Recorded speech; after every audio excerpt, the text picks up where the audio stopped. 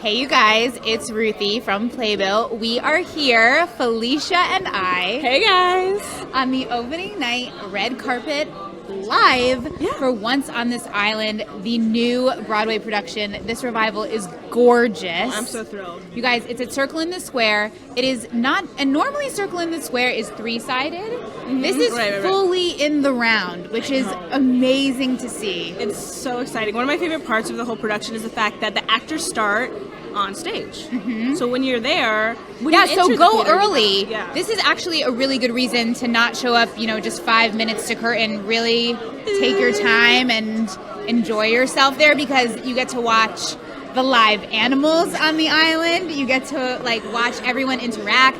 If you're seated close enough, the actors will interact with you. Yeah. Don't have your cell phone out. It may get thrown into the lake.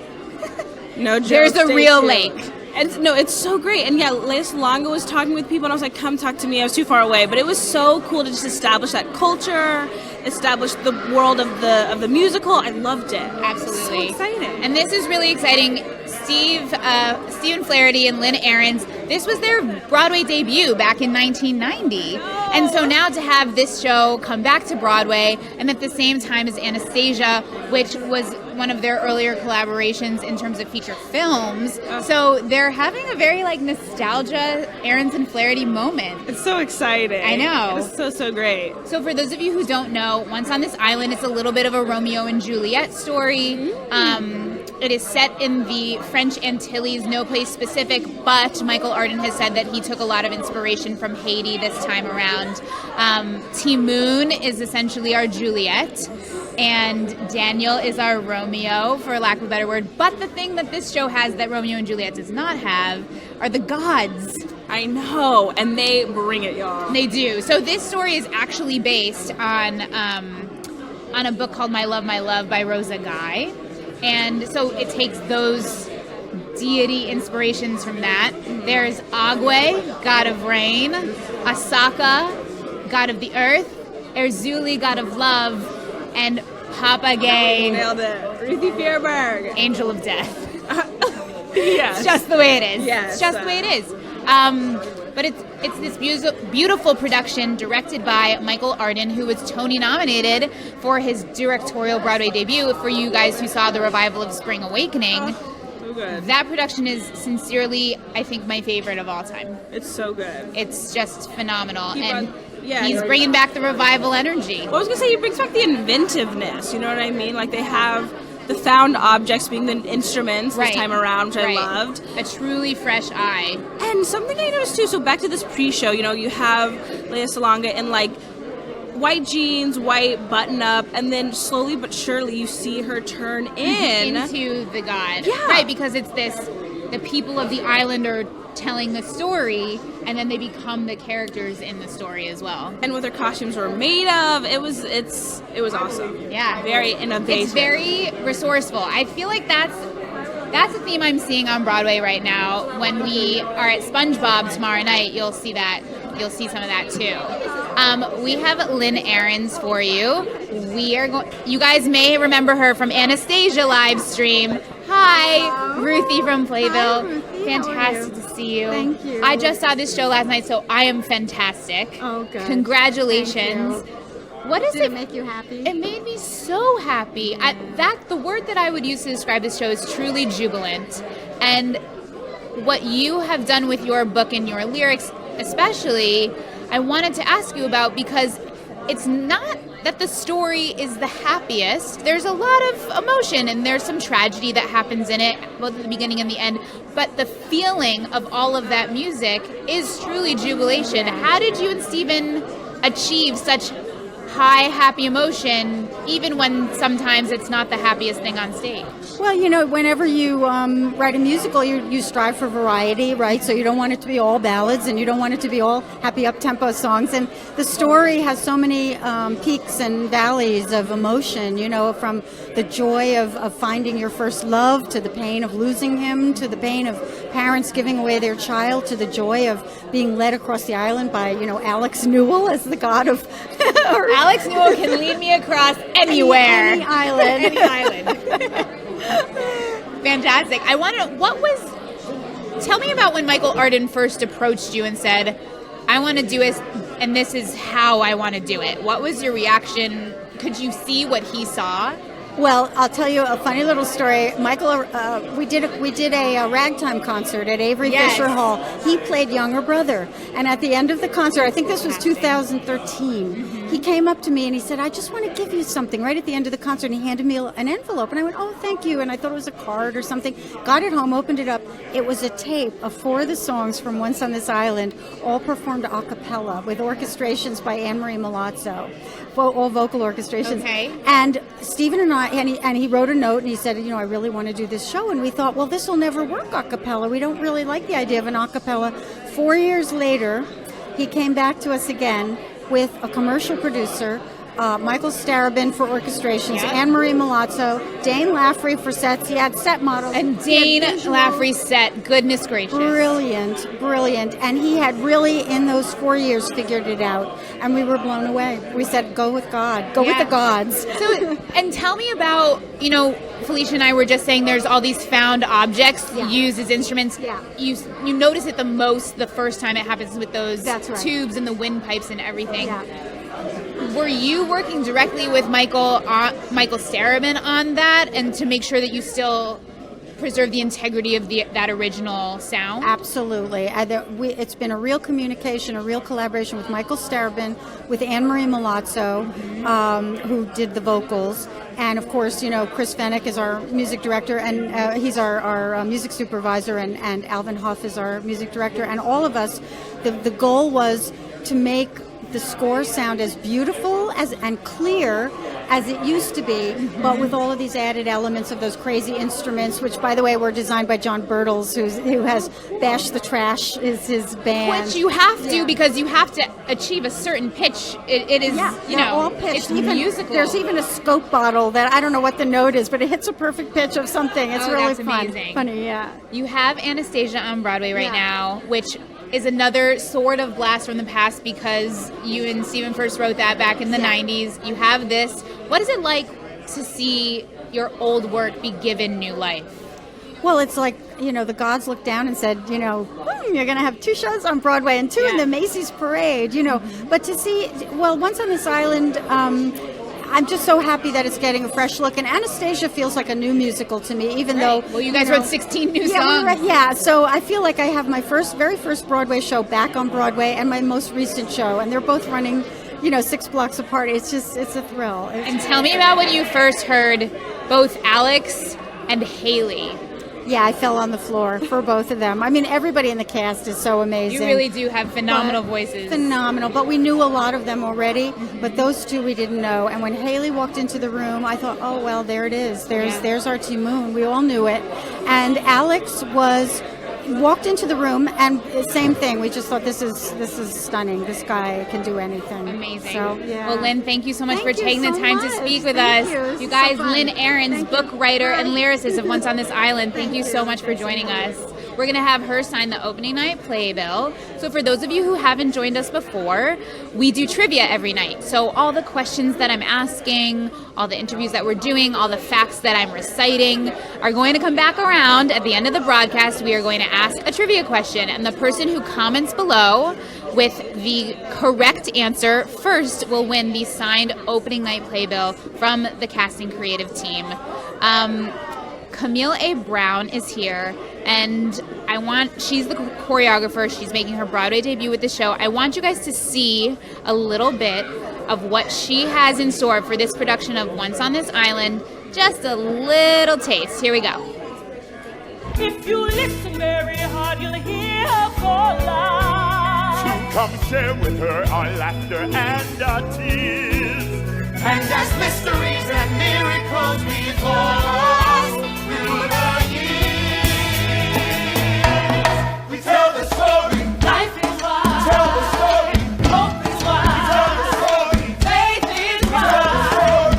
You are But this little girl, it'll take you far. wild. Just spend a little and I'll be by your side. Just like some mama's word.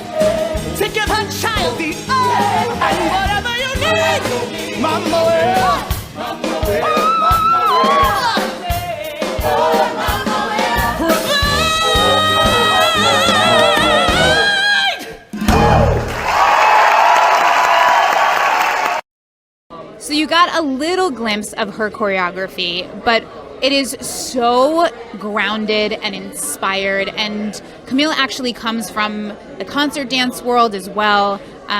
She has her own dance company, Camille A. Brown Dancers, that she founded in 2006. And they actually just had a world premiere last night at the Kennedy Center in Washington, D.C., and are about to go on tour. So Camille is a very busy woman, but I am so happy that she made time for this production because it is well worth seeing. We're going to talk to her a little bit about her choreography. She's coming in now. We're live. Don't worry. Okay. Hi, Ruthie. Hi. Congratulations. Thank you. On just breathtaking your work in this show. I appreciate it. I want to know about your inspiration behind the movement, but especially we haven't seen choreography like this on Broadway, really. Okay. At least not in recent years. It is so grounded and so from the core. Tell me about creating that and working with the new arrangements to create that movement. Well, the inspiration came from the culture. So this piece takes place in Haiti, but also Stephen and Lynn said that this was also based on other Caribbean islands. So it was an opportunity for me to combine the Afro-Haitian movement with the Afro-Cuban movement. And I actually consulted with Maxine Montelis, who is an Afro-Haitian, Afro-Cuban consultant, and just wanted to make sure that even though this was going to be my voice and I was going to speak through movement, that I wanted to make sure that I knew the origins and the understanding. I've had African dance training since I was younger, so it was a combination of all of that, her guidance, my studies when I was younger, but also who I am now as an artist too. I took African dance at Barnard College, and I know you teach there. I used to, You yeah. used to teach there, so I was having the best of flashbacks Oh, watching good. everyone. Good. I also wanted to know how, working with Michael Arden, the show is constantly moving. Yes. So how does it jockey between director and choreographer? Because especially like in a moment where Daniel is on the brink of death and I'm watching that rise out of him that seems very dance-like. Yeah. It's not a specific musical number. Right. Tell me about your relationship working together. Yeah, it's definitely a collaboration, just kind of talking about, okay, what does the show needs as a whole? How does the show move as a whole, not just dance-wise, but how did these bodies, how does the storytelling work? So that was collective, and actually that part that you're talking about, my associate choreographer, Ricky Tripp, and I really were talking about, okay, how can Oh my this God, Ricky somehow... Tripp, like from In the Heights, Ricky Tripp? From Hamilton, From- Ricky Tripp. In the also Heights, from- Ricky Tripp. Yep. Yes, I love Ricky Yes, Tripp. yes, Amazing. yes. So the two of both of us, and also Catherine Foster, who's my assistant, we all talked about, okay, this is an opportunity where this Papa Gay is really taking his energy and lifting him up and really sucking the life out of him. How can we create that through movement? So Ricky was at the forefront of that. That was really great. Yeah. And then, of course, you're building, and we thought it couldn't get any better. I mean, you guys, from the moment we dance starts, you're like, how is this dance going to escalate? And then we get to Timoon's dance, towards the end of, I mean, what would be Act 2, right? But the end of the show, and it just explodes. Is there a story behind her dance specifically? Yeah, the story is about reclamation. So as you see, it's the Bozome and the peasants, and they have this really this issue of colorism and how people are treating each other. So this is her opportunity through movement to resist. And then through her resistance, she inspires the other people around her to reclaim their culture as well. So that's the inspiration behind that. Well, it is a gorgeous movement. You guys must come see Camille's choreography. Look her up online so you can see her dance company because they're about to go on tour.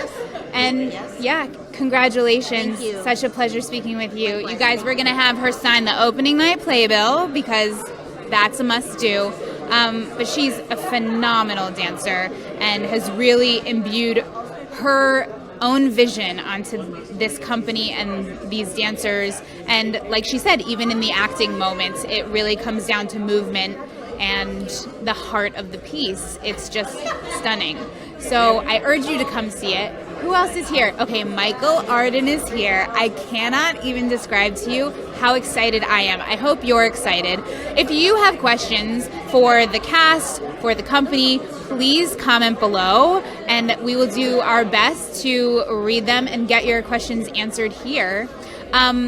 So fun facts about Once on This Island. It opened October 18th, 1990, and it ran for 469 performances until it closed December 1st, 1991. So we're almost to the day, 16 years later, seeing this revival. It's pretty amazing.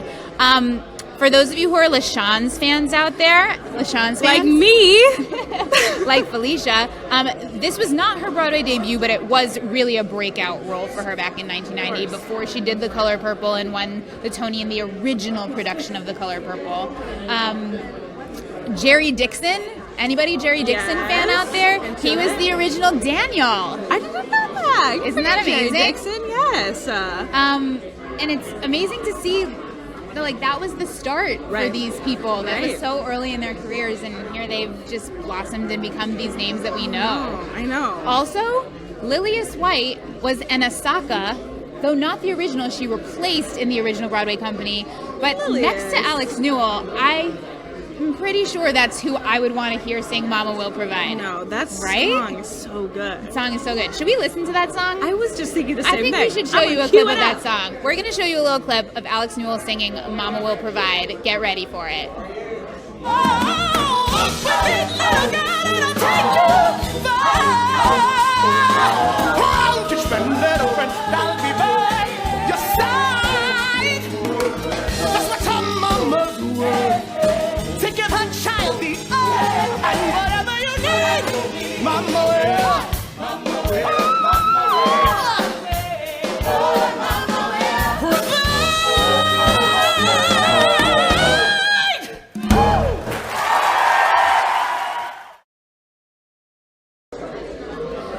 I mean, can you get over that voice? It's amazing. I also love that there has been some gender bending and different casting than the last time around. Papa Gay is played by a woman. Alex Newell identifies with male pronouns and plays Mama Will Provide. It's exciting to see such diversity in storytelling on stage, particularly in a story that's about acceptance and love, conquering everything, and that is something I think that we can all use. We can all use more love, and this show definitely touches on themes of racism and colorism and culturalism and lifts everyone in that theater up together. I think the fact that it's staged in the round really has something to do with feeling surrounded by that sound that Lynn was talking about creating with Michael Starobin and Anne-Marie and everyone on the team. And it was, as she told you, it was Michael Arden's idea to do it a cappella and then rebuild the orchestration. Okay. Hi. Ruthie from Playbill. Hey, Ruthie. I am ecstatic to speak to you. I told everyone, trust in the man who revolutionized Spring Awakening to do this show proud, and you did.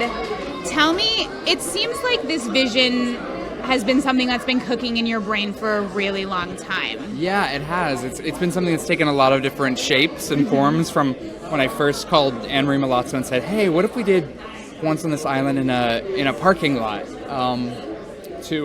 to where we are now, opening on Broadway. It's been simmering and cooking, and it's hard to watch something and to let it go and say, well, that's what we're doing. That's our time is done, and this is what it is, and this is where it will be. But luckily, I'm blessed to have been lucky enough to assemble a company that can take this and really make it their own. And you really trust them with it. I do. They know the story they're telling, and like I said to them, I said all the lights could go out and we could go onto the street and do this, and you would still touch people, and you would still change people's minds and hearts, and that's a testament to the work and to the company. Absolutely. Now, we've seen that you have a way of making revivals feel like originals, truly. And I'm wondering, do you just enjoy the medium of the revival? I never thought of it that way until I'm like, oh, but he did this really different thing for Spring Awakening, and you did My Fair Lady, and now with this. I mean, it's really good writing, so I sort of get to skip the part where the play doesn't work. So I think at this point in my career, I've been lucky to work on these shows that I really love, that I believe is really good, and I hope to do new work as well. But it's exciting to get to sort of, you know, take all the blocks that build a beautiful house and then mix it up. Yeah, I guess I'm a huge fan of the musical theater, and I love the great musicals, and each time I get to approach one, I guess I approach it looking through a lens that is my own. When was the first time you saw a production of Once on This Island? I saw a benefit reunion concert with the original cast in 2001 at the Winter Garden Theater. It was a Broadway Cares Actors Fund benefit, and it was life-changing. Amazing. I was a freshman in college. It's amazing. And that's a formative time. Yeah. Tell me about working with Dane to create this unbelievable set that is unbelievable when you first walk in, and then things unfold, things lift out, things are hung, lighting is candles, it rains. There's just so much naturalism happening on that stage. Well, Dane Laffrey, who is my designer, is half my artistic brain, I would say. We were high school roommates, and we have been dreaming up and scheming up ideas for theater pieces and sets and designs and concepts and all sorts of stuff since we were 16. And so to get to approach the work with a designer sort of from the inception is really, really a gift. And we went to Haiti together to research and work on the set, and it's really great. I trust him with everything, and I love working with him. So shout out to my boy Dane Laffrey. What is one thing that you want your company to remember as they continue to go on and perform this night after night now that you've let it go? I spoke to them tonight, and I said, it is your show. You have to carry this, and but just to remember that someone is, no matter what night we do this, there's going to be somebody seeing this play or hearing these words for the first time, and it's so important that they understand it and that they take away the idea that the good that we do in our lives, even if we may not see the results of that good, that it is still worth doing, and so they might be inspired to stand up to bullying, to take part in a protest, to do what's right. 62 years ago today, Rosa Parks refused to give up her seat on a bus, and she didn't see great change in her lifetime. Right. But because of what she did and who she was and her heart and her courage, and her belief in herself, things have changed, and so it's my hope that they continue to approach this work with rigor and passion and love and hate, and do it all with their entire bodies and souls. I was going to say all full out. The last question comes from the audience. Someone wants to know, separate from Once on This Island, if there's going to be another iteration of Merrily.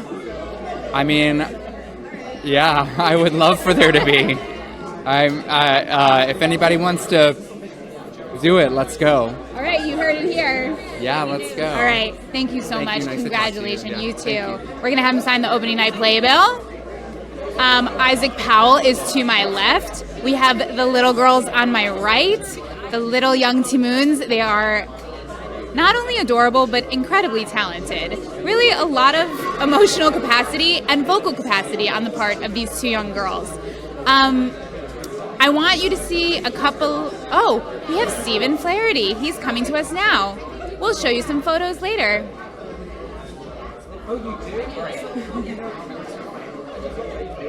He and Felicia are catching up. Fun fact, he asked us for an opening night playbill from Anastasia because he didn't get one. And who better to provide that to him than Playbill ourselves? So here we have Mr. Stephen Flaherty. Hi, Ruthie from Playbill. Hi, Ruthie. Nice to meet you. So How are nice you? to see you. I'm fantastic. I'm celebrating your fantastic show. Congratulations on opening night. It's thrilling. It's thrilling. I know. I'm levitating. My mother is here from Pittsburgh, PA.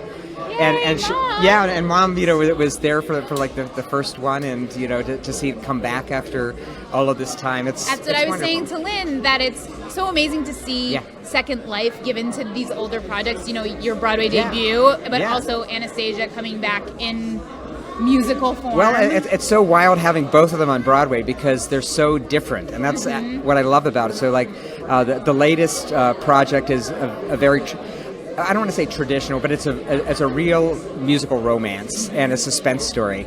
And this show is just a wild thing. Yes, and I just love having both of them rubbing elbows on Broadway. I think it's great. Tell me about working. Lynn spoke to us a little bit about working with Michael Sarabin and Anne Marie with the new vocal arrangements with the found objects and being able to preserve the sound that you created these many years ago. Well, that's the challenge. I mean, they had a lot of really cool ideas, and I got very excited by these ideas.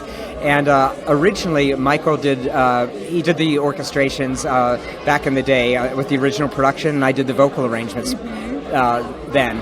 And their ideas were really amazing conceptual ideas, and they were about how could you tell your story, how could you create theater if everything had been taken from you by a storm.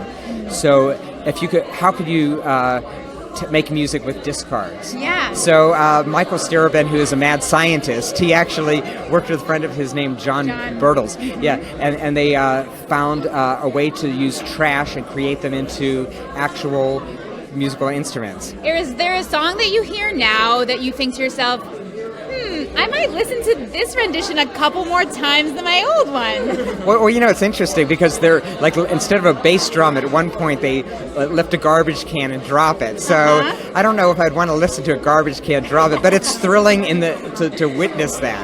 And Anne Marie's vocal arrangements are just absolutely exquisite, just layers and layers of sound, and she's kind of a genius. And it was really fun to do my thing interfacing with her thing, because we're very different in our ways of working. Yeah. And that's what I found exciting. That's what I found of interest. What was the first song you wrote for the show? Well, I actually think it was the beginning of We Dance. So it was those. You guys, We Dance. Well, it was exciting. It's the right opening number for a show. Yeah, and it's opening numbers are always the first thing and the last thing that you write, because you start with them and then the rest of the show informs it. So it was really wonderful to write those first notes, and then then you fold back into it. But that was really the first full song that we had finished. Well, Stephen, thank you so much for joining us live. Thanks Congratulations on a second opening night for Once on This Island. Thank you. We're gonna have him sign the opening night playbill.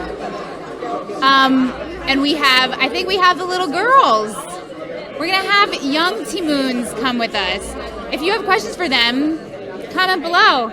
Hi guys! Hi! How are you? Good! Congratulations on your opening night. Thank you! Do you guys say everything together? Yeah. I got them to do it. Tell me, what is your favorite song to sing in the show? Mama will provide. You love that one? Mama will provide. Why? Because it's like really upbeat and fun, and it's like after a sad song, so it's really fun. And it's funny. It is funny. And Alex Newell singing it. It's amazing. It's amazing. They're not wrong, you guys. I want to know, what's something that you do on stage that maybe people don't see you doing, but you really like to do? When you're not necessarily the center of attention, but maybe you're crawling over seats, or you're in the lake, or is there anything that you do that you're like, is your favorite thing to do? I'm not sure, because like people aren't really looking at us. We don't really do anything. Oh, so you keep a low profile. Yeah, kind of. Tell me about working with Michael, your director, and Camille, your choreographer. Do you love the dance in this show? Yes, it's so fun. All of them are so nice and amazing to work with. And they're so creative. Yeah. If you could play one of the gods, which god would you want to play? Papagay or Asaka. Yeah. All right, well, for the next revival of Once on This Island, maybe we have Papagay and Asaka standing here with me. Congratulations, you guys. You are rock stars. You both look beautiful.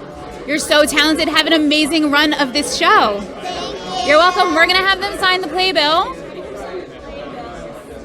I mean, come on. If you don't want to come see them in this show, there's nothing I can do to make you come see this show. Who do we have here? Isaac Powell, who plays Daniel, is going to come over here. He's a recent graduate of the University of North Carolina School of the Arts, just this past spring. So talk about being launched into stardom. He's making his Broadway debut. Haley Kilgore, who plays Elder, I will say, to Moon, because she's not fully grown up. She's about 18. Haley is 18 in real life. She's making her Broadway debut after a worldwide casting search to find the woman who would play that iconic role. She's amazing. Wait until you see her. Her eyes communicate such beauty, and her voice, I swear, she's just stunning. Okay, Isaac is taking a couple boomerangs with his friends, and then he's coming on. Wait till you see his jacket. I love it. Everyone's bringing out the fashion tonight. It's really fun. So if you have questions for Isaac, comment below. I'm going to do my best to look over while we're talking. He's coming. He's coming. All right. You're live. We're Hi, live. we're live on Hi. Facebook. Oh, hi. I'm Ruthie from Playbill. I'm Isaac. It's nice to meet you. I am so beyond thrilled to meet you. Your performance in this show is stellar. Thank you. It really is. When I didn't realize you were Daniel and I just thought you were an ensemble, I was like, well, I found my favorite ensemblist in this God. show, and then I got the best surprise ever. Wow. Thank you. Tell me about dancing this show, because your movement, you get so low, you are so grounded. Thanks. It's amazing, and sincerely, my favorite moment of the show is when Papa Gay is sucking the life out of you, because I've never seen anyone work from their core like that in my life. Oh, it's so fun. I mean, the movement that Ricky Tripp and Camille Brown, who are a choreographer and associate choreographer, they've created this this really, really amazing sort of neo-ethnic sort of choreography for us that it's really fun for me. I feel like it's in a really good place in my body, so I have a ton of fun doing the moves that they've sort of put on us. What is your dance training? Are you classically trained? Are you trained in this I'm really Afro-Cuban not. stuff? I just really love to move, and I think, yeah. I mean, I took some dance joy classes in college and shows. things. Thank you. Thank you very much. Absolutely. Tell me about, now, once I saw you move, I was like, well, let's hear him sing, because no way the boy can sing as well as he dances. Oh, surprise, surprise, he can. That's very sweet. Thank you very much. Tell me about singing. I mean, you sing so many beautiful songs. Thanks. Some Girls was stunning. Thank you. Just what goes through your mind when you sing that song? I love to sing the song because the melody feels like warm tea or something. It's just. Sounds like. Thank you. That's really sweet. And the words have so much profound meaning for me in my life, and it's a beautiful song. And I mean, really, what's going through my mind the whole time is how much I love this girl, but how much I'm torn between these two worlds at the same time. What you're supposed to do and what your heart wants Exactly. you to do. Obligation versus desire. Mm-hmm. When was the first time you ever heard Once on This Island, saw a production of Once on This Island? Yeah. Were you really familiar with it, or? I really wasn't. When I was in college, I think maybe my second year of college, one of my classmates was assigned Part of the Human Heart as her song. Okay. And it was beautiful, and I was really taken with it because of her performance, but also the song. I mean, the lyrics are I truly believe it's and one of that's the the one most... that Lea Salonga sings, you guys, so... And I mean, I wholeheartedly believe it's one of the most amazing songs ever written. It sends me on a journey every single time. So my friend Ariel had sang this in school, and I was like, what is this show? And so I was learning about it. And then my senior year, I heard all my friends saying, oh, I'm going to Atlanta to do the open call for Once on This Island. And I was like, oh, Once on This Island, they're doing a revival. Very cool. So yeah, and now here we are. Follow your gut, folks. Follow your gut. So this is your Broadway debut. It is. And this cast is packed with talent, you among them. But, Thank you. you've got Tony winners, Tony nominees. You've got seasoned performers here. What's something that you've learned from one of your castmates throughout this process that you're taking with you? I love to watch Merle Dandridge work. Just watching the way that she inhabits this character, I just learned so much by watching her sort of do her thing, learning by osmosis, just like being around her. I feel like I learned so much just by being near her. Yeah. Yeah. What's your favorite part of the set to play around with? I love the water. That Water is amazing. It's so cool. Like walking through it and playing in it, watching people splash and play in it. You're like, it's am really I at the cool. beach? Am I in a theater? I don't know. Who knows? And is there a reason behind the gold dogs, or they're just awesome and fun? They're awesome and fun. Great. I love an awesome and fun opening night outfit. Yeah. All right, you guys. I have to let you go. I could talk to you for forever. Okay. Maybe I'll track him down later Thank just you. for fun. Congratulations. Thank you so much. You're wonderful. We're going to have Thank you you. sign the Sure. opening night playbill. Okay. Because, someone wins trivia with it. So cool. Hold, please. Grab it. Thank you. All right. Here Some we go. magic. Some magic. That's all right. We're wrangling. Aw, All right. If you guys aren't following Playbill on Instagram, you need follow to. Playbill on Instagram. At Playbill on Instagram, Twitter. You know where it's at. All done. It's permanent. Amazing. That's how we want it. Great. Thanks so much, Thank you Isaac. so Congratulations. much. Bye. You guys, Isaac Powell. All right. Who else do we have? Philip Boykin just got here.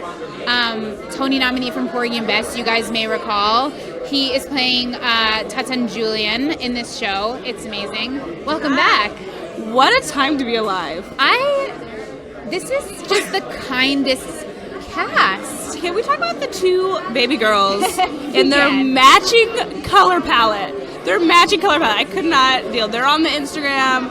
Isaac's dog suit jacket is also on. People are bringing their personalities to this live stream, and I am here for it. So Philip Boykin, Tony nominee. Oh, I know what I was going to say. Yes. So not only is Michael Arden a Tony-nominated director for Deaf West's Spring Awakening, he's also a performer. For those of you who don't know, he made his Broadway debut at the age of 21 as Tom Sawyer in Deaf West's production of Big River. Yes. From Roundabout. That was in 2003.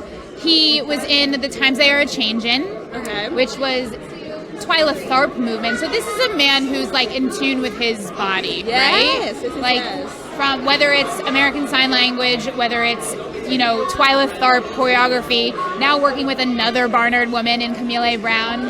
Yes, to the Barnard women. And Hunchback. Did you miss Leah? No, Leah has not been here yet. And yes, he originated the role of Quasimodo in The Hunchback of Notre Dame, which was not on Broadway, but was amazing. For those of you who have the opportunity to see a production of Hunchback somewhere around the country, I urge you to go. And if you don't, listen to that cast album and listen to Michael Arden specifically sing Heaven's Light, because it will transport you towards Heaven's Light. Yeah. There's a reason that song is named what it is. I saw Andy Mientis, who y'all probably know, Michael's husband. Yep. And you may know from Smash fame. And Spring Awakening Revival. Everything. And he was just saying how excited and how passionate Michael is, and that he's been wanting to do this for so long, and it's just such a victory for him to be able to do this. So Absolutely. It's so exciting. Well, it's also, for those of you who want to check out the opening night playbill, go to playbillvault.com or playbill.com/vault, and you can read Michael's bio, which is very personal. It's about his life story and how he very much feels he's a Timoon because he was taken in by his grandparents, and his grandparents raised him, and he dedicated this show to their memory and for them allowing him to grow up and be the artist that he is and be who he is, and that love comes through. It really does. It comes through this production. I feel like I was saying, it's in the round, and more than ever you feel like you're having a communal experience in the theater, and that music is just enveloping the space. Yeah, that's a good point. Yeah. I'm a Wrangle Town. Hunchback of Notre Dame was phenomenal.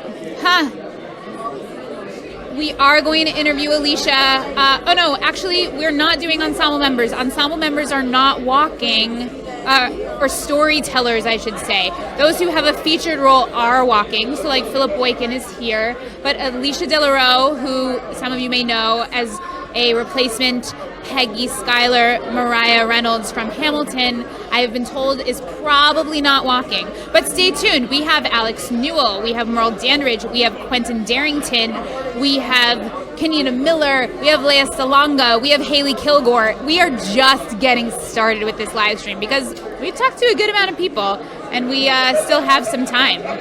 So, all right. We have Philip Boykin coming on, and then we'll be able to show you some more clips and photos from the show. Alrighty, here comes the man himself. Hi. Hello, love. I'm Ruthie from Playbill. Hello, Ruthie from Playbill. Thank you for being here. Thank you. Congratulations on this stunning production. Thank you.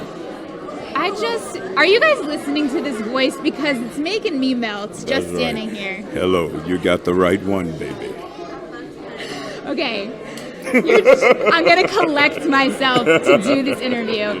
Talk to me about being part of this production and hearing Michael Arden's vision and bringing that to life as one of the storytellers turned characters. You know, I was fascinated from the beginning when Michael and I had coffee to discuss my doing this show. And he told me some of his ideas, and I was very impressed. But I was also thinking, you sure that's gonna work? Sand everywhere, a live goat. There's a live goat. What? But yeah. I was very worried, but I trust them as a director. I trust them as an artist, as an actor. He's amazing in his own right, and I just went with it, and I'm so glad I did. What's the moment of the show you most look forward to, whether it's a moment you're actively part of, because I should say you never really leave the stage, whether it's a moment that focuses on you and your character, or whether it's a moment that you observe more?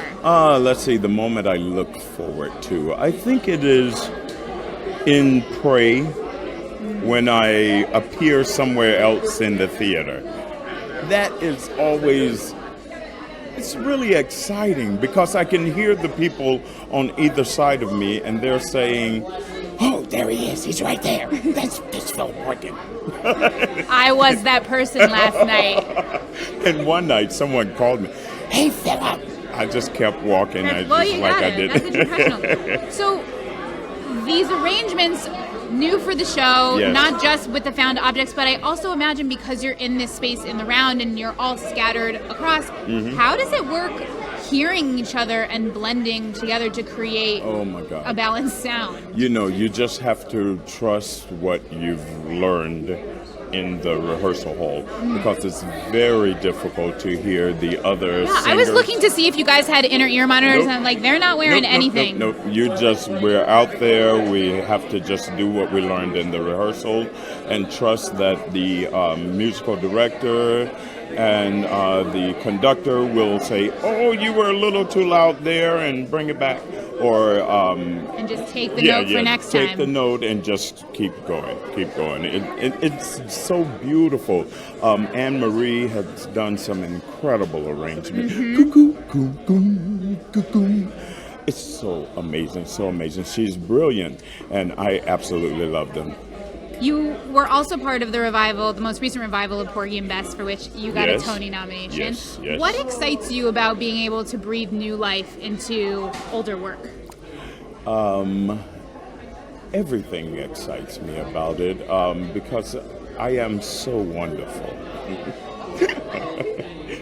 No, it's getting to... I love a man with a sense of humor. It's getting to explore characters that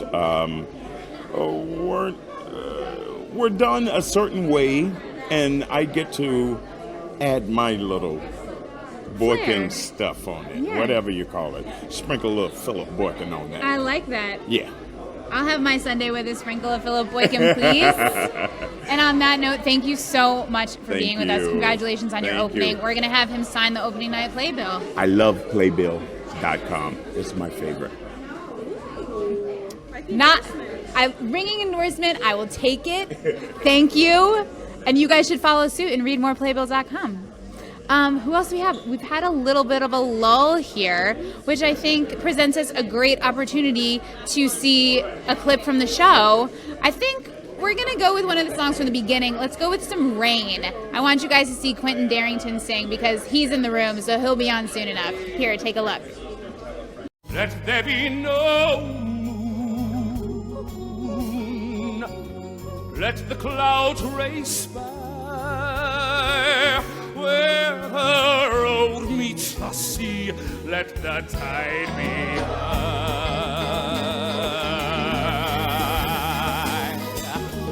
Let there be a girl walking by the sea.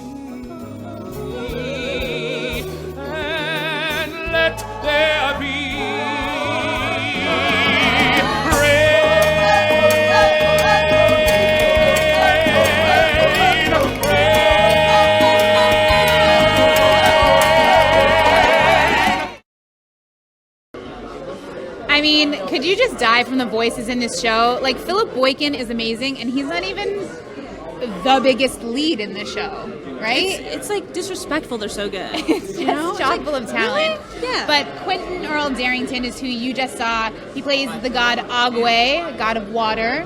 And you may remember him from a little show called Cats. He was just in that revival as Old Deuteronomy. He also played Coalhouse Walker Jr. in the revival of Ragtime. That was back in 2009. So he's got a couple credits to his name. I know. And his voice is like out of control. It's like amazing. Because I heard him at the pop-up preview event that we did with Once on This Island. Right. So for those of you who are new following us on Facebook, we are doing this pop-up event series where we give you sneak previews of the shows that are coming to Broadway. Once on This Island was one of them. It's true, at the Renaissance Hotel, he brought the house down with rain. And that was like, I think when they were first in rehearsals. Yeah, they'd had maybe like 4 days or something. And I had asked him, I was like, hey, you're dope. How's it all feeling? And he was like, you know what? Like, it was okay, but like, I know I can do more work. And I was like, if this is okay for you. And I know, I was true, like, okay. Power. Yeah. But you want to know what's amazing? I would say between that performance and this one, there was so much power in that one, and now he's also learned where to restrain and come in with that really gentle, and it's just like the rain, where you have like these pitter patters and you have the thunder, and he's bringing it. Quentin. I also love that they transform from like their island storyteller characters into the gods, and he just like paints his face with this amazing blue stripes on the stage. No. It's really like, it's just so warrior god and visceral and natural. Yeah, did Michael talk about the transformations at all, or was he talking about the staging? What did he have to say? I didn't get to listen. Gosh, Michael Arden, the genius. He was talking about working with Dane Laffrey, his set designer, who apparently they were high school roommates. So they've been a collaboration for forever. Which makes sense, he was also the set designer on Spring Awakening. So they're just a collaboration, and they're half of each other's brains. That's perfect, though. But he said that he originally thought, like, let's just do it in a parking lot. He didn't even think, let's do it in the circle, in the square, and put all this sand and, all of these elements. What? He just had the idea for a very stripped down production. And then what's interesting about this is that it is both stripped down, but it's not minimalist, if that makes sense. Yeah. There's a lot of, it's lush. There are things scattered throughout the audience. For those of you who have been to Circle in the Square before, it's pretty customary to decorate, that entire theater so that you're walking into a world, and he does that as well. So we should show some photos. I think we should show, let's show a couple photos so that you guys can see what we're talking about. All right. So take a look inside Circle in the Square. This is Haley Kilgore as Timoon. And you can see some of Dane's beautiful set designs. You can see Clint Ramos, who won a Tony for Eclipse back in the day, just a year and a half ago at the 2016 Tony Awards. So he designed the costumes here. Again, Dane Laffrey's sets are amazing. You can sort of also see the movement that's happening from Camille A. Brown's choreography. Peggy Eisenhower and Jules Fisher did the lighting, which is incredible in this show. And we were talking to Michael Arden about this, but there's a lot of naturalism in this with things lit by candlelight, old school chandeliers, but everything is sourced. So even when Lea Salonga goes from, the island doctor in khaki pants and a white polo to the goddess that she looks like, it's all found material. It's gauze and it's wire and it's beautiful. Can we talk about how Merle was drinking a Coke during the pre-show and then her spikes were made from Coke cans? Amazing. Brendan Nabosny, you are a true observer. There is so much going on this stage, but it's true, people incorporate what's going on in there. We were talking about this time before the curtain officially goes up, and how Quentin is fishing and then ends up being the god of water, and Merle is the angel of death, and she is drinking from a can of Coke, and then her spikes that kind of look like shark fins that come off of her back once she turns into the Angel of Death are made of recycled Coke cans. So there is a through line that happens all throughout this show. We're going to take another look at a clip from Once on This Island. Stay tuned. Quentin Darrington's coming up. Arrogant fool, think you can hold back death. Stay away! This boy is mine. I am his dying. I won't let you have it. Sure as a grave, you must accept what is. No, his life is forever mine. Mine for his.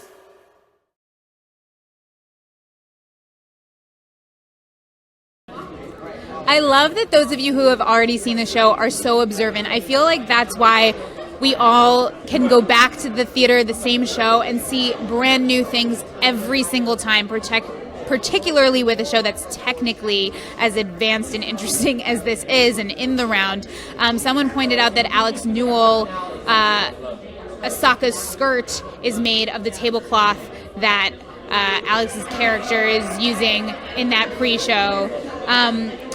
Yes, Merle walks around with a goat, which is often a symbol of evil and death. For those of you who were watching Isaac Powell on Jordan Roth's Instagram, for those of you who don't follow at Jordan Roth, he is a Broadway producer and a theater owner, president of Drew Jameson, and he hosts different actors on his Instagram regularly, and Isaac was his guest this past weekend, and the goat's name, according to that Instagram story, is Peapod. How cute is that? That's adorable. And they have live chickens. It was wild up in there with the nature. And someone asked when we were doing through the photos how they don't get sand everywhere, and they kind of do. I was like, yeah, they kind of do. When you walk out of the theater and you follow that path out into so there are entrances and exits that come from the house, and there's sand all over the theater. So I think they do their best, but it definitely gets all over the place. All right, we have Quentin Earl Darrington, who plays Agwe, god of rain, god of water, sings rain. You heard him earlier. I am so excited for you to meet him. Are you ready?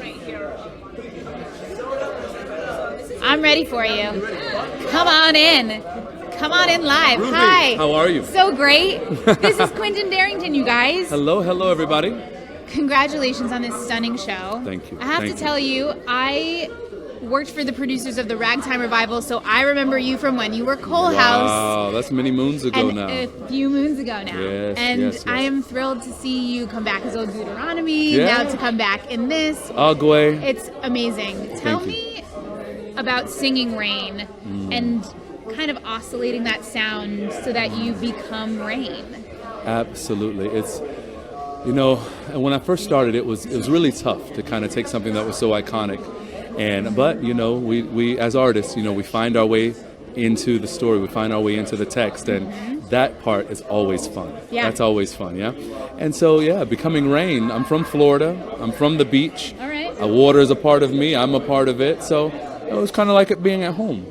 Tell me about, we've been talking about how everyone is a storyteller and an islander first, and then you transform into these characters. Yes. Who's your character that's the storyteller? What's his backstory? You know, his name is TC.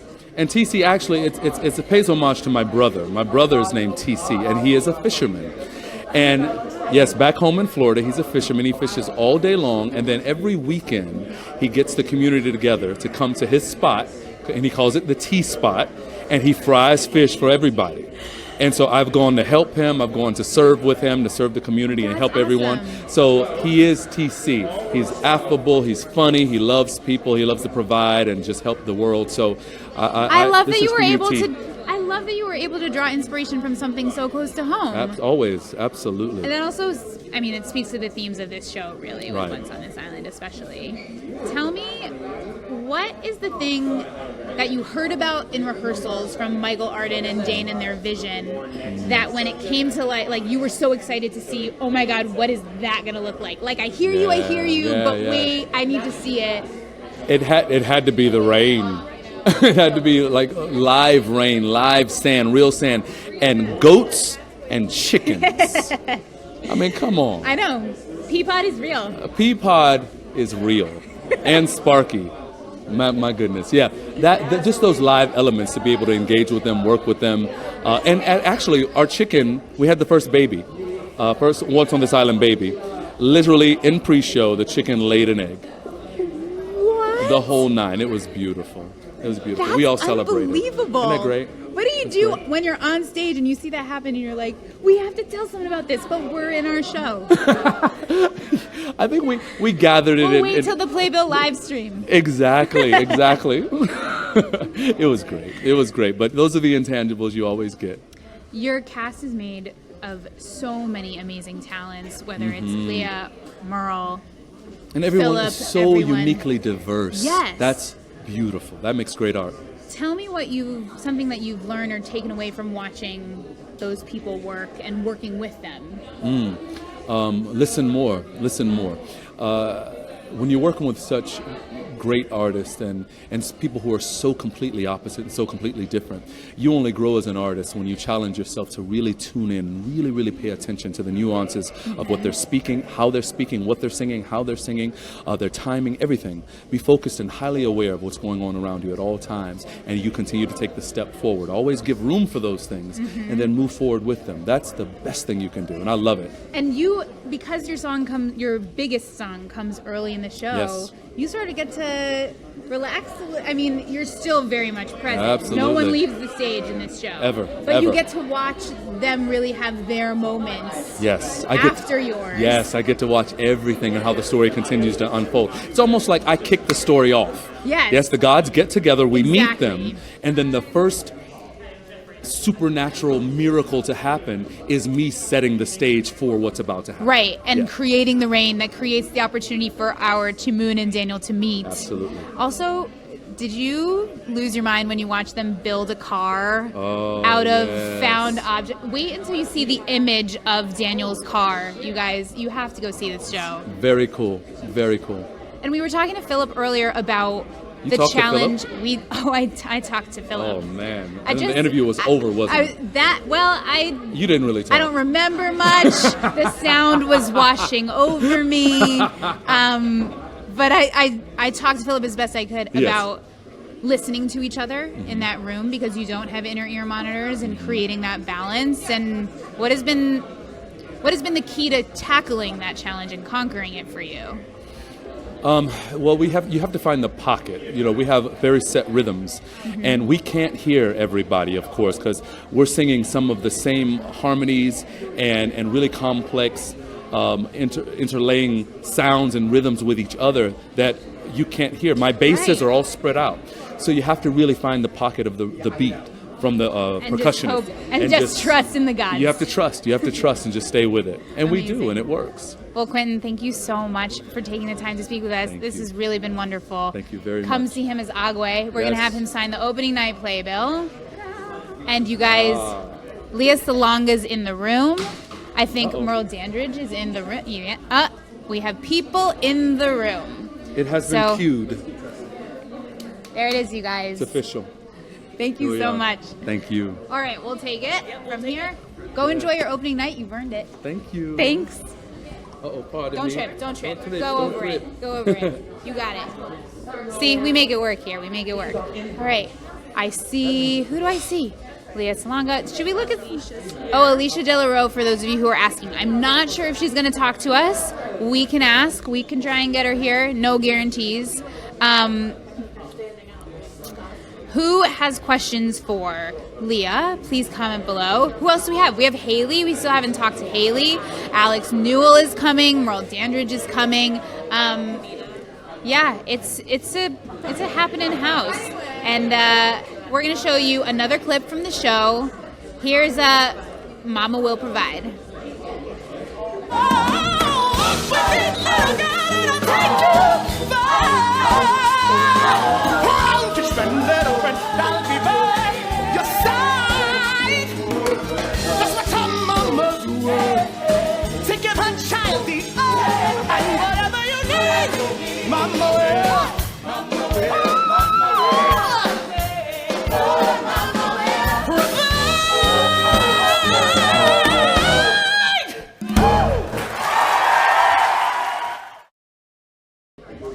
I'm so excited that we have so many viewers out there who are excited about this show.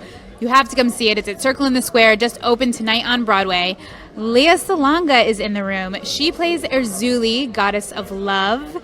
And to hear her voice just chime and tinkle throughout that theater in that recurring melody is just gorgeous. She also has something in common with our leading lady. So Leah, you may know, was 18 when she debuted as Kim in Miss Saigon and got shot into stardom. And now Haley Kilgore is here, 18 years old. I think I see a similar future. Those of you asking for Alicia, because I know you were asking, we deliver. Here she is. Hi. I'm Ruthie from Playbill. Alicia, nice to meet you. Nice You to look meet you. wonderful. So do you. I'm in love with this dress. Look at this beading. I know, I saw it and I was like, You this is the guys. island, right? Yeah, she is. Okay, we have fans of yours out there. Hi, guys. Thanks for watching. What is it like to go from something like Hamilton that's completely new, original, Mhm. people are seeing it, there's hasn't been a production before that one, and then you come in and you're like, all right, now we're dealing with something people already know and love. Right. It had a production. Now we're going to do our treatment of it. It is absolutely lovely to get to do this because I've had so many people tell me how much they're looking forward to come seeing it because everyone knows this show. Everyone has it in their heart. Everyone remembers listening to it as a child. And of course, Hamilton was very exciting all the time. And this is kind of like a reset of a more like intimate setting, and it's very close to my heart, and I'm glad it's so close to other people's hearts. When's the first time that you heard Once on This Island or saw a production of it, and what about it stuck with you? I've actually never seen a production of it, Okay, other but than you this heard one, it. which was pretty good. But Just, it's okay. The first It's time okay. that I heard it, I was very young. I was sometime like in middle school. I wasn't even really like that much into theater, but I heard this and it changed my whole like idea of what theater could sound like and what it was about and like what kind of message it teaches you, you know? You play Andrea. Tell me about playing that character, kind of playing, like, I have so much compassion for her and the way that she delivers the hard news that she delivers. I really do. The way you play it is really beautiful. Situation. She is. And it's amazing that you were able to imbue her with a characterization that doesn't make her into the villain other woman. Right? It's definitely a gray area. Like she has her own story, and because you only get to see really one side of her, you sort of have to like dig and find everything else underneath and just sort of let it seep through you, because I think that her journey is very complex, and she wants to be able to live and express and feel like everyone else does, but she's in sort of an awkward position. Yeah. So okay, tell me about dancing Camille A. Brown's choreography in this show. It is everything. I remember auditioning for Camille, and that day, like my spirit was so lifted. Just literally going in the room at 9 a.m. we had this dance call, and my whole day was just expounded with joy. Like spending those 40 minutes dancing for her, and every day in rehearsal, like she is truly, her heart is on the floor for you. Is there a number that you just every night are like, oh God, I can't wait to dance this and feel this one in my body? Well, Ricky and Camille let me dance in Pray. They let me do the dance break, and that is obviously very evocative. It's very heavy, but I also love doing We Dance. Like any of her choreography, truly, it comes directly from the inside of you. Like Yes. it Does, just you just breathes feel it through like, you. Yeah, like it's those- incredible. You know, like those lights in the Prince at the end of Beauty and the Beast animated movie where it's just like Yeah, shooting out of exactly, him? I literally. feel like that's Camille A. Brown's choreography. That is exactly what it's like. That's what it feels like to dance her choreography, for sure. Absolutely. What is it like to sing this score in these arrangements? And we were talking to Quentin and Philip about just hearing everyone in the space, but I have to imagine it's also different for the women in the show because your voices are just, you know, a bass carries a little bit farther than a higher sound. Yeah. Well, there's a lot of like bird noises and like high pitched Yeah. stuff, and like Cassandra, my good friend who plays the flute in the show, like her and I like have very similar vocal tones, so I love getting to sing with her because it's like singing with myself, except she sings higher than I do. So it's really interesting, and I love this kind of thing where you get to sort of create the sound with your own voice. So it's a labor of love, but it's really lovely, and just getting to sing this score at all is thrilling. I mean, such a gift, such a gift. I have to let you go. We're going to have you sign the opening night playbill before you do. Yes, gold. All right. Guys, this trivia question is going to be good because this playbill is full up in here. Thank you so much. You. Amazing to talk to you. Congratulations. Alicia De La Roe, you guys. All right, Lea Salonga is in the house. I want you guys to see a clip of her singing Human Heart before we have a chance to talk to her. Here you go. You are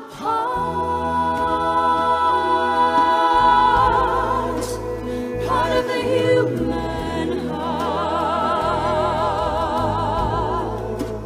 You are part of all who took the journey and managed to endure. The ones who knew such tenderness, the ones who felt so sure, the ones who came before you.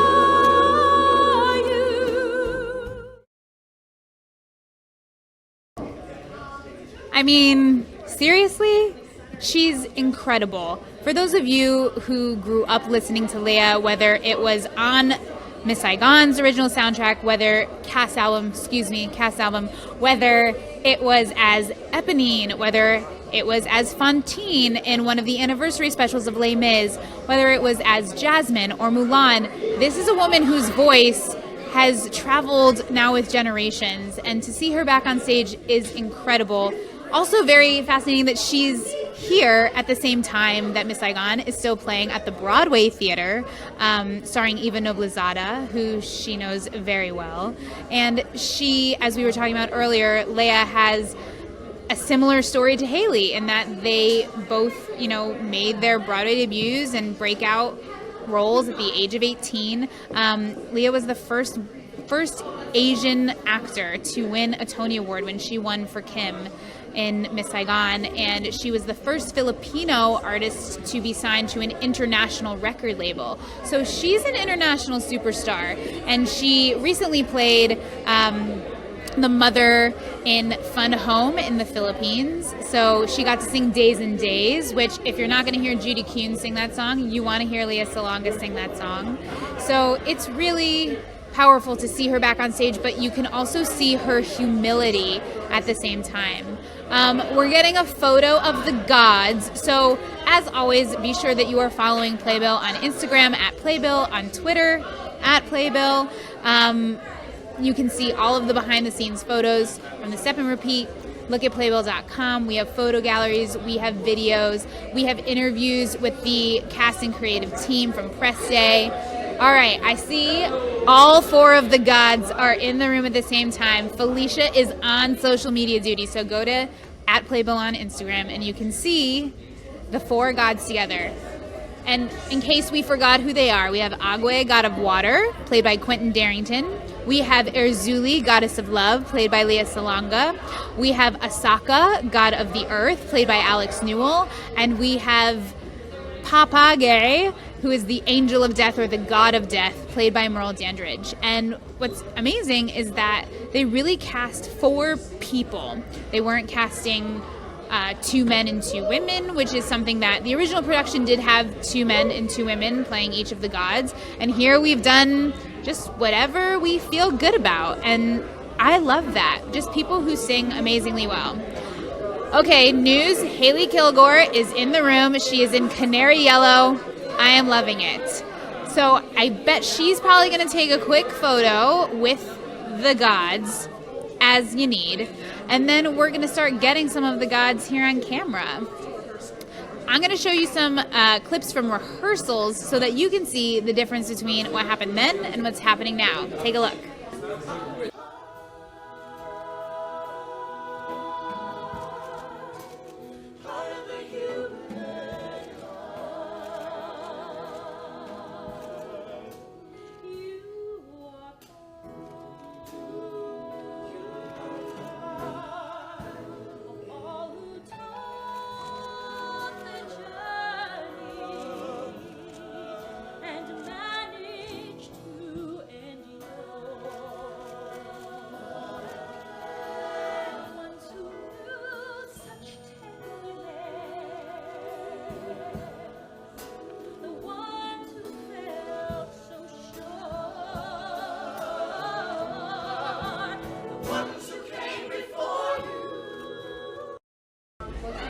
I could listen to her all day.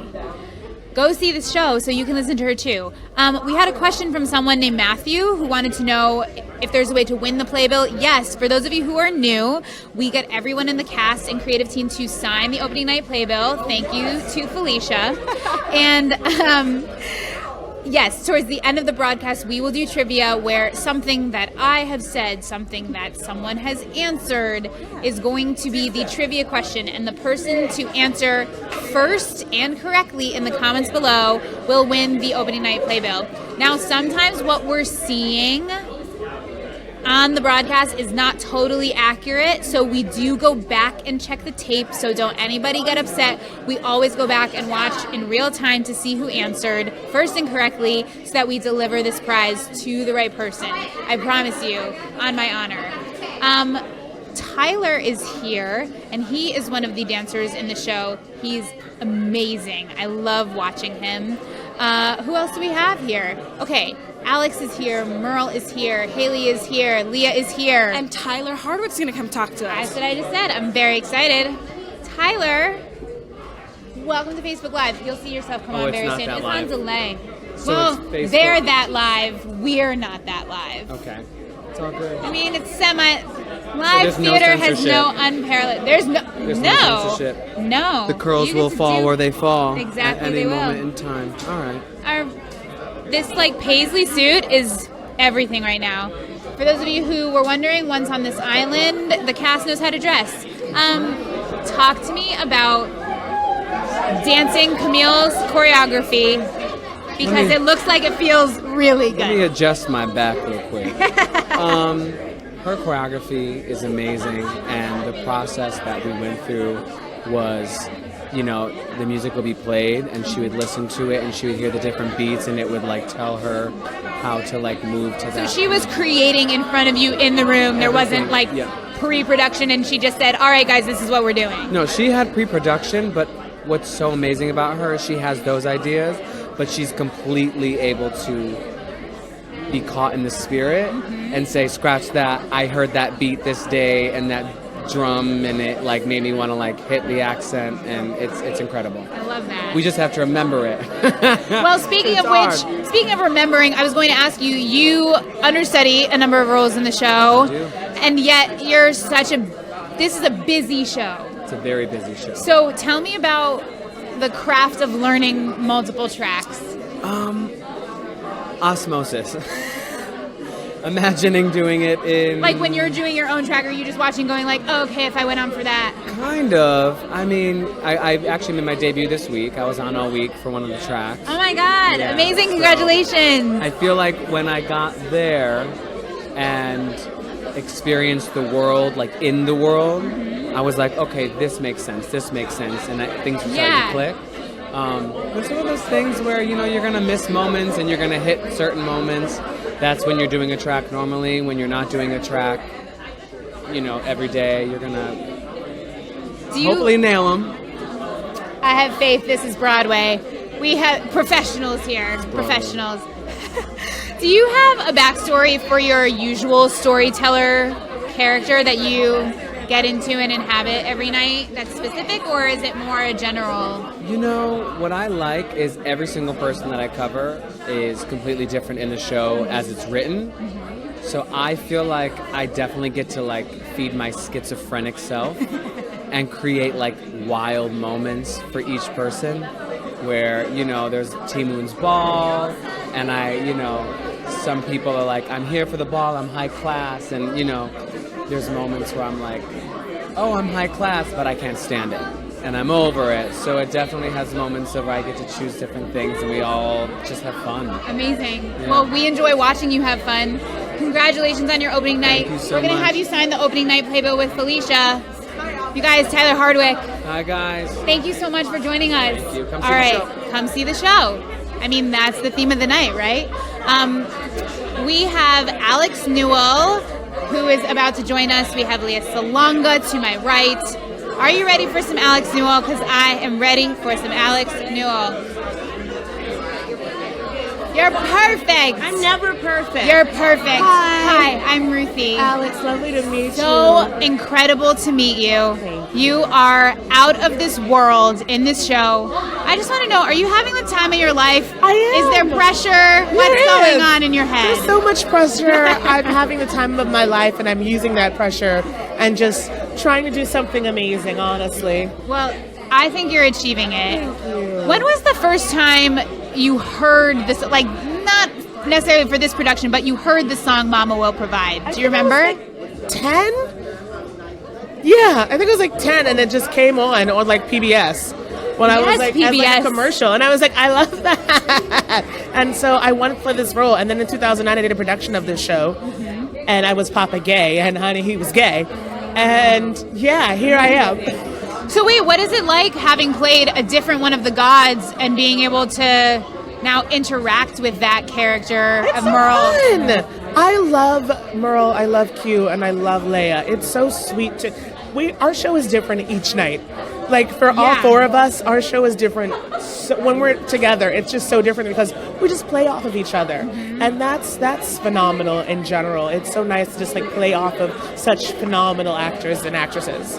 What is the essence of your Asaka that you bring to it? She's very sassy and funny, and I wanted her to be real.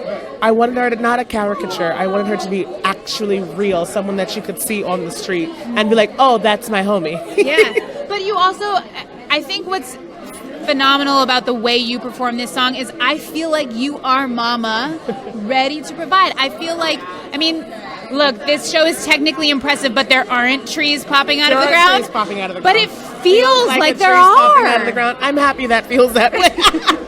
And I find new things to bring to the song each night.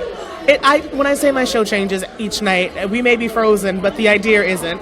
So what's something, when you say it changes, in what way? What changes for you? Well, I'll tell you, I didn't know that we had an actual tree in the back of house at all. And so someone would say, trees, to sleep underneath. And then I saw a tree and I was like, oh, it's right there. Discovering, see, yeah. if Alex is discovering new things every day and Asaka is discovering new things every day, then you, the audience, will discover new things every time you see it. I love it. Well, Alex, you're phenomenal. Thank you so much for taking the time to speak with us. We're going to have you sign the opening night playbill. Yes. Don't worry, Alex is going to sign it with Felicia. Felicia. All right. Pick a good spot. I normally only sign I with love silver, but like, whatever. No, it's fine. No, it's fine. No, you didn't know. Now we know. Bring your silver pens to the Circle in the Square stage door. Please come, please. Everybody's going to come. They've heard you sing now. All right.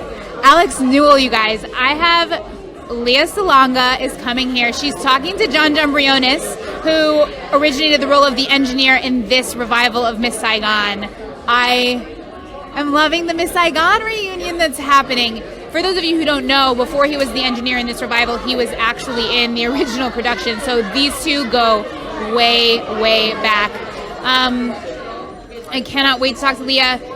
What makes your personality close to Erzuli? Kiala Salonga, I will ask her that. I love that question. Thank you for contributing that. She's having a moment, you guys. She's having a moment. We're going to let her have the moment. Let's see some photos of her in the show because I want you to see how truly beautiful she is. It's amazing.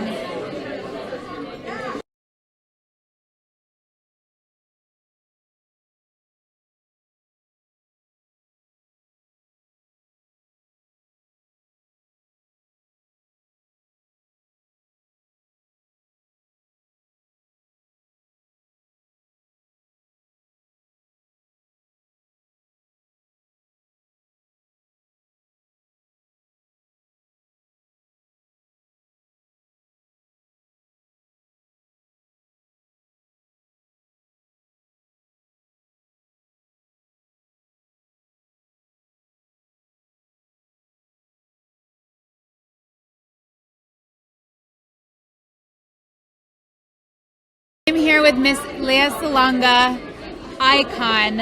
It is so fantastic to see you once again on the Broadway stage. Thank you. I'm so happy that it wasn't so long since the last time. We're getting shorter increments. Oh, yes, shorter intervals of time between Yes. Broadway shows. That's a good thing. It's definitely a good thing. We have a question from our Facebook audience, actually, who wants to know what the closest thing of your personality is to Erzulie and who you create in her on stage. Once I start laughing. Because I have a little bit of a mischievous streak. I love that. As this character does. And I noticed that in the very beginning of the show when she's like, I don't know, you were like smacking someone or something with one of the found objects. I was like, ooh, I love a little sass. Yeah, she's sassy, but there's so much compassion and heart to her also. Like she does feel very deeply and she feels a lot of compassion and she does feel a lot of love. But love has so many levels. It's not just romantic, it's filial, it's family, it's friendship. So, I can actually your universe. Exactly. So it's and there's this moment in the show which I try to mine for all that it's worth. It's when what happens to Timoon at the end happens and it's like all of the gods just, oh my God, what have we done to this poor girl? And it's something that all of us feel very, very deeply. And so the gods, they bless her and she transforms into a force that breaks open gates and these barriers that divide people, she breaks them down. And it's like, what a fantastic symbol for change. I completely agree. You are one of the four gods. The four of you are just this mighty quartet. Oh, I love it. I love being one of the four. What's your favorite interaction that you get to play out on stage every night with either with all four of you or if there's just a pairing that you're like, I dig into this moment. Okay. There was one day in rehearsal when Michael got all the gods together, and of course he was in the room with David Perlow, his associate, and Nikki M. James, his assistant. So, and stage management. And then he had said that Erzulie and Agwe are married. And so we're like, oh. So, okay. So at the rehearsal in the big room, I see Q Darrington from the corner of my eye just coming over to me. And then he ties this iridescent ribbon around my wrist. And I'm like, as the symbol that they are. I must go back and see this happen now. No, but this was just in the rehearsal just when in people rehearsal for this. Just for backstory. It's just for us to and I'm like building and he just tied a ribbon around my wrist. Then I took it off, I put it back in his thing, and then he had this look of, I am so sad. So I think because of that interaction is something that on stage we mine. But I always ask, is it okay if I do this? Is it okay if I try that? And he's like, ooh, I love it, just do it. I think you feel the collaboration in that room. I think part of it is being in the round. Yeah. I think part of it is that it is such an ensemble show, even though you have the gods. Yeah. It's really because we're also singing backup all day. Right. I mean, I was saying to hear your voice just chiming in the background all the time is beautiful. I'm just having the best time of my life doing it all. I want to know also, Haley is having a little bit of a moment similar to what brought you to us. Yes. What is it like to watch another young performer live that out? Oh my God. Oh my gosh. It is just, it's kind of a deja vu experience, but it's nice to be able to see another young person undergo all of this.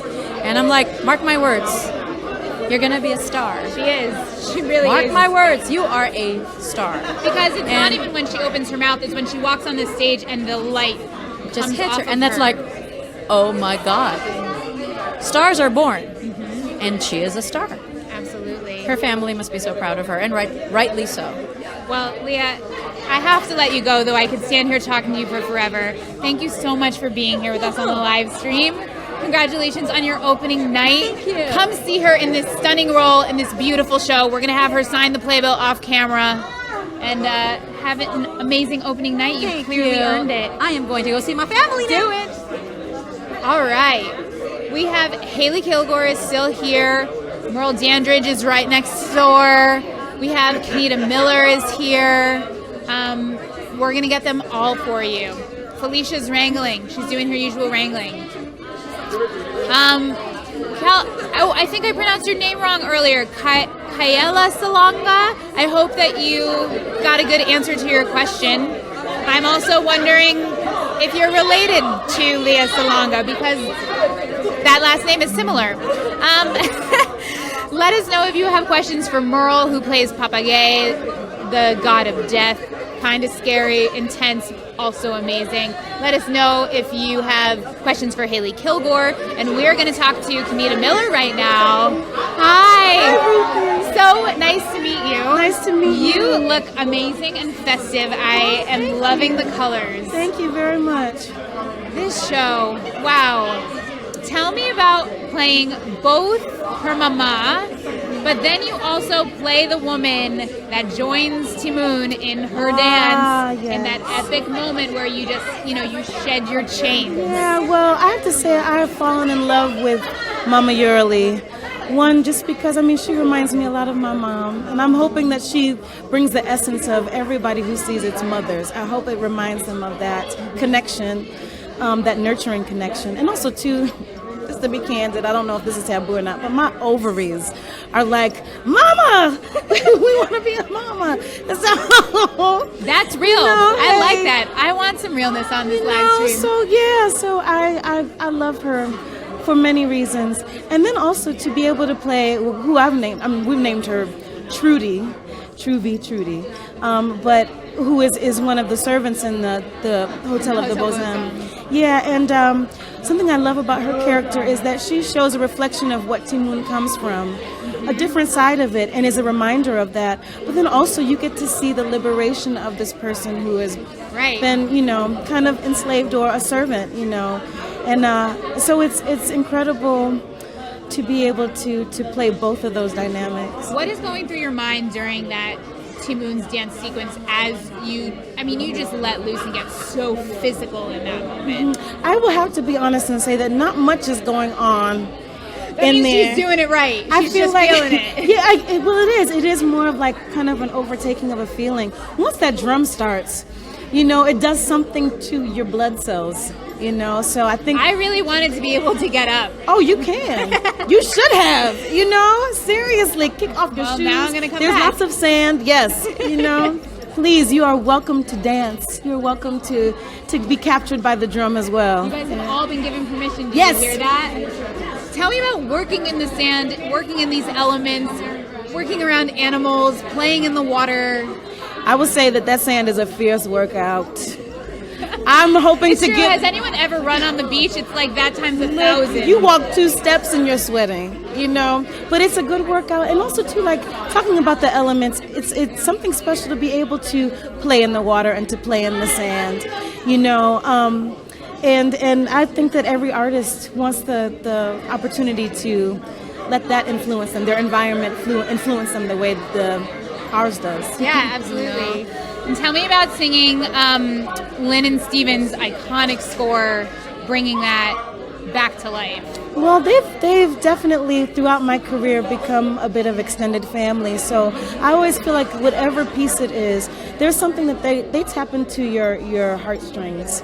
They tap into the joy, they tap into the grief, they tap into everything. They have a kind of a magical, power with pulling at your emotions. So it's a dream, but it's a dream to be doing it on Broadway, So I am no sucker. I'm so grateful, and I am like soaking up every minute. Well, please do. We're going to go let you soak up your opening night. Sign that opening night Playbill with Felicia and go enjoy because you have earned it. It's truly a beautiful production. I appreciate you guys, Kenita Miller, she's a star. Go see her and Once on This Island and Circle in the Square.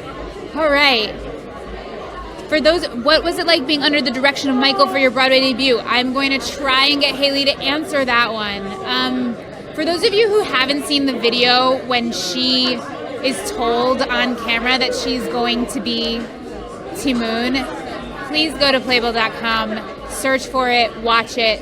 It's an emotional experience it'll make you cry because she does not believe it when it happens. And it's magical. It really is. We are going to try and get Merle. She's taking photos with a friend. And we have Haley still here. For those of you who have questions for Merle or Haley, please comment below. Tell Haley I'm so proud of her. All right, Tina Mays Shea. I'll try and remember your name and let her know. We also, for those of you who don't remember, this is a revival production. So Kenita was just talking about bringing these songs back to life. The show opened October 18th, 1990, and closed after 469 performances on December 1st, 1991, which the anniversary was just 2 days ago. So it's really exciting to see this production come back. For those of you a little Aaron's and Flaherty trivia, let's do a little bit of that. They made their Broadway writing debut with Once on This Island. They also wrote My Favorite Year, Seussical the Musical, Ragtime, Rocky. What else am I missing? I'm definitely missing one. Anastasia, which is currently on Broadway. So they have 2 shows on Broadway right now. And it's a bit of a reunion. All right, you guys, we have Merle Dandridge coming on camera. Hi, Ruthie from Playbill. I'm phenomenal. We are live. Oh, just so you know. Okay. I always like to inform people. Don't want to catch anyone off guard. I appreciate that. How you doing? Your performance is just so affecting and so grounded and real. I was in awe of you. Thank you. And I also need to tell you, it was so amazing to hear a true alto get down into those notes. Okay. Not that I don't love a crazy belter. Alex, you're amazing. But to hear you get low like that was amazing. Different. Yeah. Something How does different. that feel for you? Oh, it's nice. It's in the earth. It feels good. Yeah. And when I was in college, I had the collar tour and all that kind of stuff. But this character needs that the guts, needs that kind of force. From the hoo-hoo, as I like to say. You know what I'm saying? I'll take it. I know what you're saying. I think you guys know what she's saying.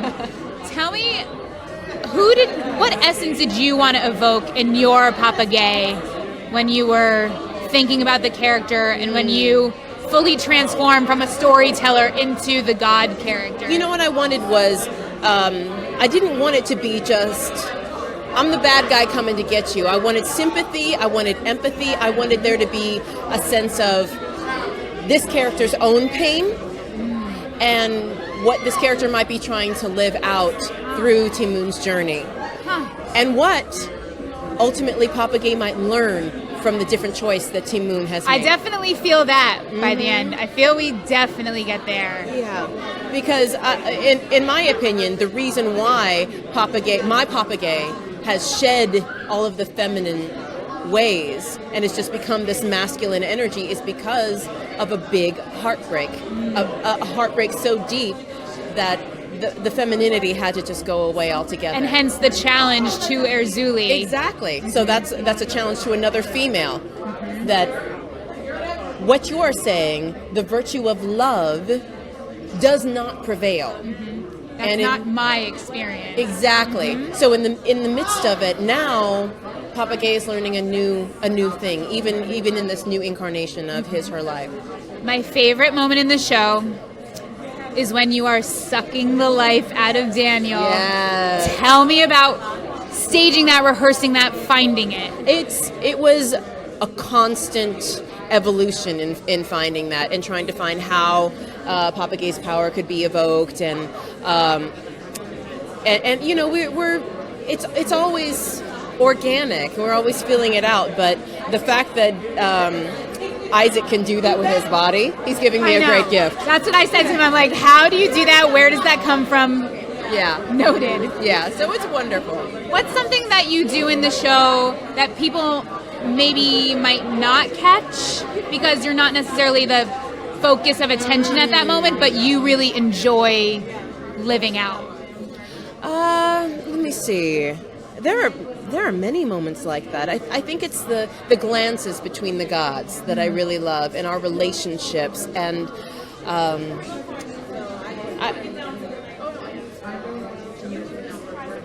the moments when she's observing little Ti Moon growing, and seeing the innocence of that little heart into a formidable young woman who's about to make similar mistakes and choices that change the course of this particular character's life.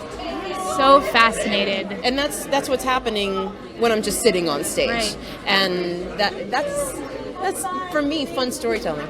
Amazing. Merle, My truly. sister's here. Did you meet her? No. Come here. Come on if you want. No? Are you on Greenleaf? Yes. Is that what we're talking about right now? We are This talking. is Joy Winans. We are Come talking on, my the sister. beauty of Merle Dandridge. I mean, did you see the show tonight? Oh my God, yes. This is her second time seeing it. It's amazing. She's flown to New York Guys, twice. open one night. Absolutely. She's already seen it twice. I love Absolutely. This is my sister. It's what you do. It's family. But I was just telling someone what's so amazing about Merle is I thought I knew her talent. I thought I knew how incredible she was working with her on Greenleaf. But to see her on the stage, it's like a whole another level I didn't know was there. Another side. It's incredible. Yeah, it's just an onion. It's just more talent peeling away every day. Well, I love co-stars who love each other. And really, I mean, all praise rightly due to you. So thank you very now much. go enjoy your opening night. yes. I've taken enough of your time. All right, thank you guys. Congratulations, Merle Dandridge, you guys. All right, we are about to have our last and final interview with the woman of the night, Haley Kilgore, 18 years old, making her Broadway debut in a worldwide casting search that took them, the creative team, to Haiti and Port-au-Prince, all over the country, and they found Haley. She's making her Broadway debut, and Lea Salonga, who knows a thing or two about being shot to stardom at 18 years old, said that we have a star in the making. So I can't wait for you to meet her. We're going to take a little look at her in the show right now. In a car, going somewhere, going far. How it must feel to go racing wherever you please, flying as free as a bird with its tail in the breeze. Even the fish in the sea must be longing to fly, catching a glimpse of the stranger in white racing by. Oh gods, are you there? What can I do to get you to look down and give in? Oh gods, hear my prayer. I'm here in the field with my feet on the ground and my fate in the air, waiting for life to begin. All right, you guys, we are waiting. She is moments away in this amazing canary yellow dress. Her color in the show is red, so I love that she went with a little something different for the carpet tonight. Victoria Goss, she is amazing. I'm channeling T Moon tonight with my red dress, even though Haley's wearing yellow. It's perfect. It is perfect. We all went for like tropics today. I know. Everyone went tropical. It's pretty great. Jamie Foster, Haley's phenomenal. We have so many fans out there. It's really great. It's pretty phenomenal. All right. They're taking a boomerang.